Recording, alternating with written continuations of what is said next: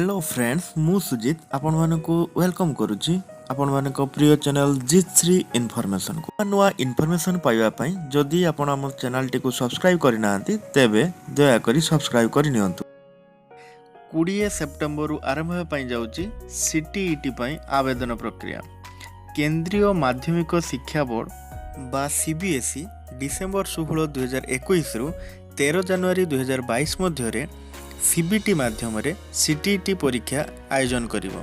CBSE द्वारा online mode रे central teacher eligibility test बा CTET परीक्षा कराइबो।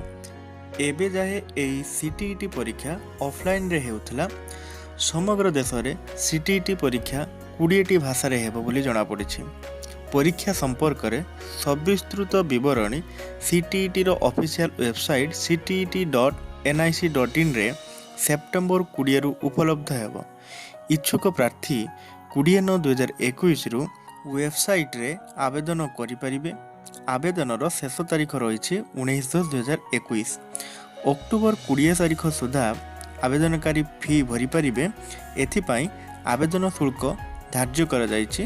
केवल पेपर 1 किंबा पेपर 2 पाई 1000 टंका एवं 2टी पेपर पाई फॉर्म पूर्ण कले 1200 टंका देबाकु हेबो। जदि सूचनाटी आपनको भल लगी थाए तेबे ए भिडियोटी को लाइक करंतु, शेयर करंतु एवं मो चैनल टी को सब्सक्राइब करंतु। पाखरे थिबा बेल आइकन टी को प्रेस करंतु।